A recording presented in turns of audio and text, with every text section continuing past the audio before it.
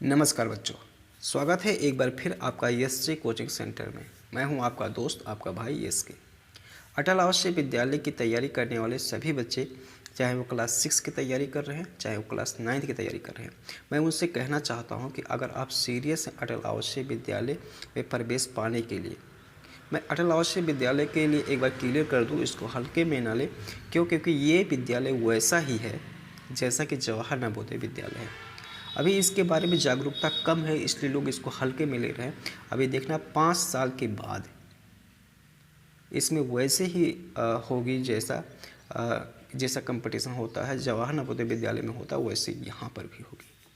तो जो शुरुआती में लोग हैं तो सीरियस रूप से तैयारी कर लें और अटल आवासीय विद्यालय में प्रवेश पा जाए। तो मैं उनसे ये कहना चाहता हूँ कि आज के इस वीडियो में मैथ के और भी बेहद ही महत्वपूर्ण क्वेश्चन को बताऊँगा। उसके पहले जो भी लोग भी तैयारी कर रहे हैं तो आप चैनल के प्लेलिस्ट में जाए, अटल आवासीय विद्यालय के नाम से बना हुआ प्लेलिस्ट, वहाँ पर जितने भी वीडियो पड़े हुए हैं क्लास 6 की तैयारी करें तो क्लास 6 के लिए जो भी भाषा के हैं, हिंदी के हैं, ठीक है, या मानसिक योग्यता परीक्षण के हैं, गणित के हैं, उन सभी क्वेश्चन को ज़रूर देखें। तो क्लास 9 की तैयारी करने के लिए तो साइंस के, मैथ के जो भी क्वेश्चन हैं, हिंदी के, इंग्लिश के, सभी क्वेश्चन को ज़रूर देख लें जो वहाँ पर पड़ा हुआ है। इसके साथ साथ जवाहर नवोदय विद्यालय की जो तैयारी कर रहे हैं, जिनका एग्ज़ाम 8 फरवरी को होना है, वो सभी बच्चे भी इस वीडियो को पूरा ज़रूर देख लें, ठीक है। इसके साथ साथ जो श्रेष्ठा एग्ज़ाम की तैयारी कर रहे हैं, जिनके सिलेबस में साइंस होता है, ठीक है, मैथ होता है, तो मैथ और साइंस के क्वेश्चनों को तो आप यहीं से ही देख सकते हैं, ठीक है। आप इसको तैयार करते रहें और अपनी तैयारी को अभी से ही मजबूत बनाते रहें, ठीक है। तो मैं ज़्यादा देर ना करते हुए मैं आज का ये क्लास शुरू करता हूँ और आप लोगों के लिए बेहद ही महत्वपूर्ण मैथ के क्वेश्चनों को बताता हूँ। देखिए, ये फर्स्ट क्वेश्चन है यहाँ पर, ठीक है, और इसका ऑप्शन जो दिया गया है मैं उसको ऑप्शन लिख लेता हूँ। 0.4 है और बी ऑप्शन में है 0.5 और सी में है 0.7 और डी ऑप्शन में है 0.8, ठीक है। तो इसको बताना है, तो देखो इसको कैसे सॉल्व करेंगे, ठीक है। देखिए, यहाँ पर आप लोग देख सकते हो, मैं बता रहा हूँ, एक मिनट। देखो यहाँ पे 0.125 दिया ना और यहाँ 3 दिया है, तो इसका मतलब ये है कि ये इसका घनमूल कह रहा है, ठीक है। 3 का मतलब हो रहा है क्या होता है, घनमूल होता है। यहाँ पर कुछ नहीं है तो यहाँ पर वर्गमूल देखेंगे, ठीक है। तो देखो इसको कैसे करते हैं। अगर हम इसको लिखना चाहें तो ऐसे लिख सकते हैं ना, देखो 0.125, ठीक है। तो इसको 1000 से एक काम कर लो, गुणा कर लो, ठीक है। 1000 से जब ऊपर करेंगे गुणा तो नीचे भी करना होगा, ऐसे, ठीक है, ऐसे, ये 3 और प्लस इसको देखो कितना कर लो, 0.216 गुणे 1000 बटे कितना हो जाएगा, यहाँ पर 1000 हो जाएगा, ठीक है, माइनस यहाँ पर 0.49 गुणे हो जाएगा 100 और यहाँ पर भी 100 गुणा हो जाएगा, ठीक है। फिर देखो यहाँ पर कितना हो जाएगा, 125 बटे कितना हो जाएगा, 1000, क्यूब रूट लगा देंगे, यहाँ पर हो जाएगा 216 बटे हो जाएगा 1000, क्यूब रूट लगाएंगे और यहाँ पर हो जाएगा कितना, 49 बटे 100 हो जाएगा, ठीक है। तो ये चीज़ें हो जाएगा। अब इसको देखो कैसे सॉल्व करेंगे। इसको हम लोग क्या लिख सकते हैं, 5 गुणे 5 गुणे 5, और इसको क्या लिखते हैं, 10 गुणे 10 गुणे 10 लिख सकते हैं, ठीक है। ये ऐसे हो जाएगा, ठीक। इसको देखो क्या लिख सकते हैं हम लोग, इसको हम लोग लिख सकते हैं 6 गुणे 6 गुणे 6, इसको हो जाएगा 10 गुणे 10 गुणे 10, ठीक है, ऐसे क्यूब रूट लगा दिया। इसको हो जाएगा 7 गुणे 7 और बट्टे हो जाएगा 10 गुणे 10, ऐसे हो जाएगा, ठीक है। और फिर देखो यहाँ पर इसको हम लोग यहाँ पे 3 का जोड़ा बनाएंगे तो इसमें निकल जाएगा 5 बटे 10 हो जाएगा, इसमें कितना हो जाएगा 6 बटे 10 हो जाएगा और यहाँ पे कितना हो जाएगा, इसका वर्गमूल निकालेंगे तो यहाँ पर जाएगा 7 बटे 10, ठीक है। अब यहाँ पर देखो सभी का हर बराबर है तो इसको हम लोग एक बार ऐसे लिखेंगे, 5 + 6 - 7, तो कितना हो जाएगा, देखो 6 5 11 और 11 में से 7 घटाएंगे, ठीक है, तो कितना हो जाएगा 4 बटे 10 हो जाएगा, ठीक है। तो यहाँ पर कितना आ जाएगा 4/10, मतलब इसको जब पॉइंट में बदलेंगे तो 0.4 आ जाएगा। तो इसका कौन सा ऑप्शन सही है? 0.4 यहाँ पर देख सकते हैं। कौन सा सही है? ये फर्स्ट वाला सही हो जाएगा। तो इस तरीके से क्वेश्चन आते हैं। ठीक है, अगला सवाल देखो।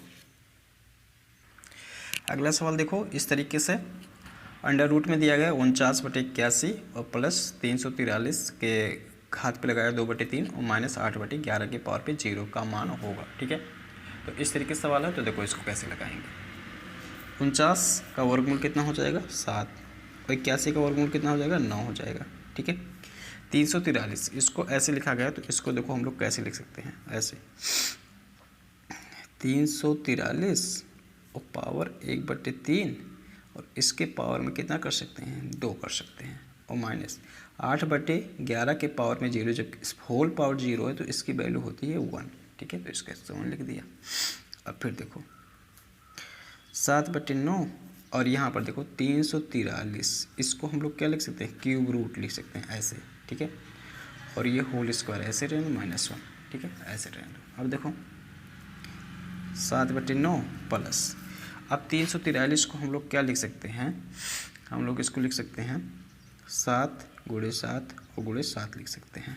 ठीक है, और पावर हो जाएगा 2 -1 हो जाएगा। ठीक है, तो अब देखो ये क्या हो जाएगा? बराबर 7/9 प्लस, ये यहाँ पर क्या हो जाएगा? इसका घनमूल निकालेंगे तो ये 7 हो जाएगा। तो 7 का स्क्वायर -1 बराबर क्या हो जाएगा? 7/9 और प्लस 7 7 49 हो जाएगा, -1 हो जाएगा। ठीक है, अब इसी को सॉल्व कर लेते हैं। तो देखो और भी आगे 7/9 को ऐसे लिखा, यहाँ पर हो जाएगा 49 में से 1 घटाएंगे तो 48 हो जाएगा। इसको 48/1 लिख सकता हूँ। ठीक है, फिर इसको देखो यहाँ पर सॉल्व करता हूँ, तो इसका एलसीएम हो जाएगा 9 और ये हो जाएगा किस में दे रहा है पहले देखें। हाँ, तो अब ये उसका 9 हो जाएगा और यहाँ पर हम लोग अब 7 × 1 हो जाएगा और 48 × 1, ये भिन्न 48 × 9 हो जाएगा। ये भिन्न का जोड़ है, तो 7 और प्लस 9 8 72 के 2 और 9 चौक 36, 36 में हम लोग जोड़ लेंगे 7, तो 36 में 4 जोड़ेंगे तो हो जाएगा 40 और 40 3 43, तो ऐसे हो जाएगा /9। और इसको जोड़ता हूँ तो 7 2 9 और 3 और 4 हो जाएगा 439/9 हो जाएगा। तो 439/9 देखते हैं कोई ऑप्शन है क्या? ठीक है, 439/9 और ये क्या कटेगा किसी से? पहले ये चेक कर लेता हूँ। 4 3 7 और 9 7 16, तो ये तो नहीं करता दिख रहा है। 3 से और 9 से क्या कटेगा? तो इसमें से लगभग कोई नहीं ऑप्शन होगा, देख सकते हैं। तो इसमें से डी वाला ऑप्शन होगा। अगला सवाल देखो, कह रहा है कि निम्न में से सबसे छोटी 4 अंकीय पूर्ण वर्ग संख्या कौन सी है? ठीक है, तो पूर्ण वर्ग संख्या, तो आपको पता होना चाहिए कि पूर्ण वर्ग संख्या क्या होती है। पूर्ण वर्ग संख्या, ठीक है, पूर्ण वर्ग संख्या क्या होती है?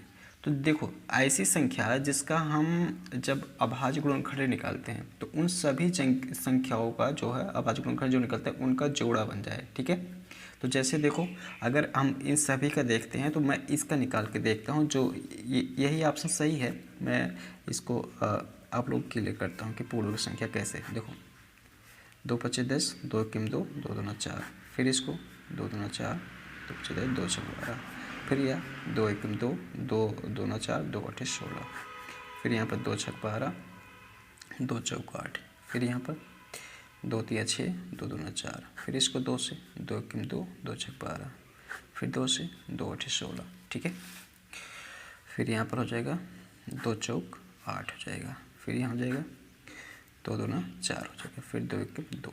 अब यहाँ पर देखिए अभाज्य गुणनखंड कितना निकल के आएगा? 1024 का। तो 1 2 3 4 5 6 7 8 9 10, 2 × 2 × 2 × 2 × 2 × 2 × 2 कितना? 1 2 3 4 5 6 7 8 × 2 × 2। ठीक है, तो यहाँ पर देख सकते हैं सभी, यहाँ इसका जोड़ा बन गया, इसका सभी का बन जा रहा है ना, तो ये एक पूर्ण वर्ग संख्या हो जाएगी। ठीक है, तो यहाँ पर कौन सा ऑप्शन सही है? यही ऑप्शन सही होगा। ठीक है, अगला सवाल देखो।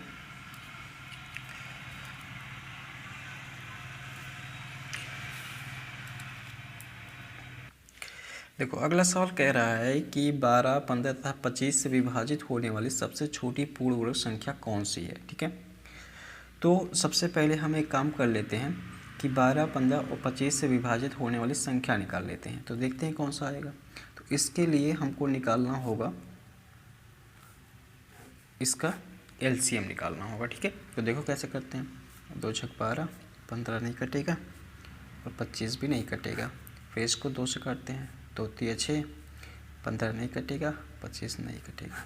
ठीक है, फिर देखो इसको 3 से काटते हैं, 3 एकिम 3, 3 पचे 15, 25 नहीं कटेगा। फिर इसको 5 से काट लेते हैं, 5 एकिम 5, 5 एकिम 5, 5 पचे 25। फिर इसको 5 से काट लेते हैं। ठीक है, ऐसे। तो इसका जो एलसीएम आ जाएगा, एलसीएम 2 गुणे 2 गुणे 3 गुणे 5 गुणे 5। ठीक है, तो 2 दूना 4 और 4 तियाँ 12 और 12 पच्चे 60 और 60 बच्चे जो हो जाएगा 300। ठीक है, इसका एलसीएम जो आ गया वो कितना आ गया, 300 आ गया। लेकिन हमें कौन सी संख्या चाहिए, सबसे छोटी पूर्ण वर्ग संख्या कौन सी है। ठीक है, तो जो इससे विभाजित हो जाए 12, 15, 25 है। ठीक है, तो देखो इसको हम लोग कैसे करते हैं। एक चीज़ देखो, यहाँ पर पूर्ण वर्ग संख्या चाहिए ना बच्चों। ठीक है, तो आपको पता है कि पूर्ण वर्ग संख्या क्या होती है। पूर्ण वर्ग संख्या वो संख्या होती है, ठीक है, जिसका हम जब अभाज्य गुणनखंड निकालते हैं तो सभी का जोड़ा बन जाता है ना। लेकिन इसमें एक चीज़ देखो, यहाँ पर ये 2 का और 5 का जोड़ा बन रहा है, लेकिन ये 3 का नहीं बन रहा। लेकिन अगर 1 3 और इसी में होता, ठीक है, तो ये क्या हो जाता, जोड़ा बन जाता ना। तो अब हम क्या करते हैं, जो ये संख्या आई है 3, ठीक है, 300, इसी में हम अगर 3 से गुणा कर दें, ठीक है, तो ये कितना हो जाएगा, 900 हो जाएगा। तो यही 900 जो संख्या है वही पूर्ण वर्ग संख्या है। तो इसमें कौन सा ऑप्शन सही है, ये ए वाला ऑप्शन सही है। ठीक है, अगला सवाल देखो। अगला सवाल है, ये द्विघात बहुपद का है। 12y² - y - 1 के गुणनखंड होंगे। ठीक है, तो ये आप लोग बच्चों कक्षा 8 के सिलेबस में ज़रूर पढ़े होंगे। देखो यहाँ पर जो अटल आवासीय विद्यालय का एग्ज़ाम है वो जो कक्षा 8 के सिलेबस के अनुसार ही है। ठीक है, तो कक्षा 8 तक ये चीज़ें आप लोग ज़रूर पढ़े होंगे बच्चों। ठीक है, इसमें है, आप लोग के सिलेबस में है। तो देखो इसको कैसे करेंगे, वैसे शायद अगर आप एक बार पढ़े होंगे तो आपको ये चीज़ें याद होगा, नहीं तो देखो कैसे करते हैं, ऐसे हो जाएगा। ठीक है, अब देखो इसका y² का गुणांक कितना है, 12 है, और ये अचर पे कितना है, -1 है। तो 12 और -1 का गुणा करेंगे तो कितना होगा, -12 होगा ना। -12 यही बताता है कि 12 का ऐसा गुणनखंड करना है, ठीक है, कि घटाने पे यहाँ पर 1 आ जाए, क्योंकि यहाँ तो y का गुणांक कितना है, -1 है। लेकिन यहाँ -1 आपको नहीं समझना है कि y का गुणांक क्या है, 1 है। तो अब 12 का ऐसा गुणनखंड करना होगा घटाने पे 1 आ जाए। ठीक है, तो देखो यहाँ पर ऐसे 12y² लिखेंगे, माइनस ऐसे लिखेंगे, और y -1 ऐसे। तो अब आपको पता है कि 12 का गुणनखंड कैसे करेंगे, 4 तियाँ 12 होता है। तो 4 में से 3 घटाएंगे तो 1 बचेगा, और गुणा करने पर 12 आ जाएगा। तो गुणा करने पर 12 आना चाहिए और घटाने पे 1 आ जाना चाहिए। ठीक है, तो इसको देखो अब यहाँ पर ऐसे हम लिख लेते हैं, ऐसे। ठीक है, ऐसे हो गया। फिर देखो यहाँ पर 12y² - 4y और +3y -1 हो जाएगा। ठीक है, फिर देखो इसमें हम ले लेंगे 4y कामन, 4 तियाँ 12, और ये y भी तो बचेगा बच्चों, y, और यहाँ पर 1 बचेगा, और इन दोनों में हम 1 कामन ले लेते हैं, 3y -1 बचेगा।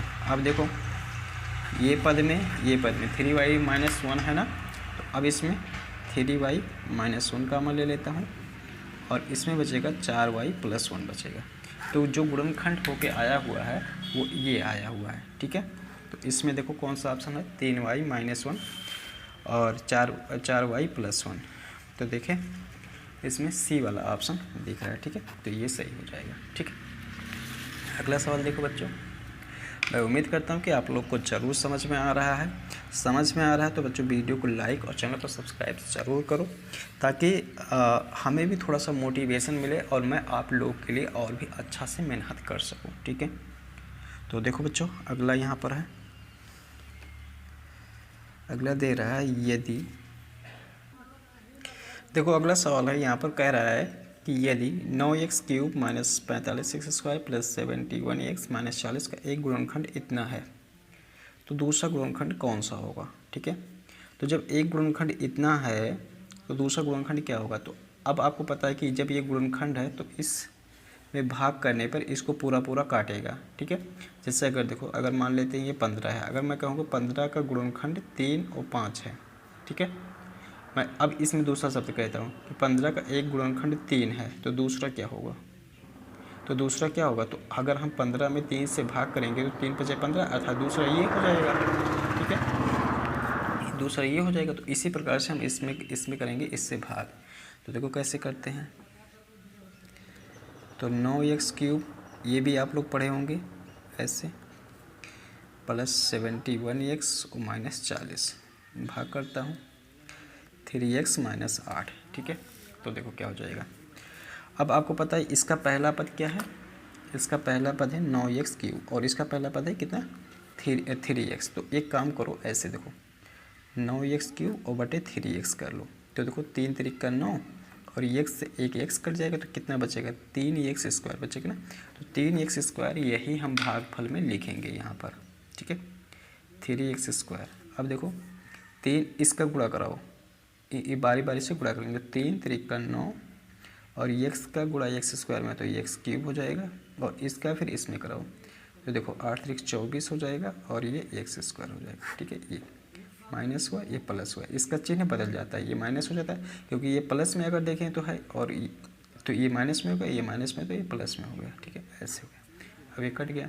अब देखो -45 और 24, ये -45 है और ये 24 है, तो -45 में से 24 से निकालेंगे तो ये 1 बचेगा और यहाँ पर 2 बचेगा, तो -21x² बचेगा प्लस 71x -40 हो जाएगा, ठीक है ऐसा। अब देखो, अब फिर यहाँ पर हम लोग लाएंगे -21x² है, इसको फिर यहाँ पर मैं बहुत आसान तरीके से बता रहा हूँ, -21x² और बटे हो जाएगा 3x। अब कोई x कट जाएगा, 3 × 7 = 21, तो -7x बचेगा ना। तो -7x जो है यहीं पर हम भागफल में लिखेंगे। आप लोग को दिख रहा है यहाँ पर -7x लिख लिया। अब देखो, अब फिर इसका इसमें गुणा करें तो -21x² हो जाएगा और इसका -8 का -7 में कराएंगे तो -5 प्लस हो जाएगा और 8 × 7 = 56x हो जाएगा ऐसे। अब ये प्लस हो गया और ये माइनस हो गया तो ये कट जाएगा और 71 में से 56 घटाएंगे तो ये हो जाएगा 6 × 5 = 11 और यहाँ पर 1 बचेगा प्लस में, ठीक है 15x -40 हो जाएगा, ठीक है। फिर देखो, फिर वही काम करेंगे, इसको ऊपर रखेंगे और इसको नीचे रखेंगे तो कितना कट जाएगा, बचेगा 3 × 5 = 15, तो यहाँ खाली 5 बचेगा, तो यहाँ भागफल में लिखेंगे +5, ठीक है। अब देखो कितना हो जाएगा, 5 × 3 = 15x हो जाएगा और -40 हो जाएगा, तो ये पूरा कट जाएगा, माइनस हो जाएगा प्लस हो जाएगा, कट के 0 हो जाएगा, ठीक है। तो ये चीज़ें आना था। तो जो यहाँ पर जो अगला गुणनखंड जो आ गया, आप लोग इसको देख सकते हैं, अगला गुणनखंड ये आ गया, ठीक है। तो 3x² - 7x + 5 कोई है, तो ये देखो ये बी वाला ऑप्शन है, ठीक है, ये सही हो जाएगा, ठीक।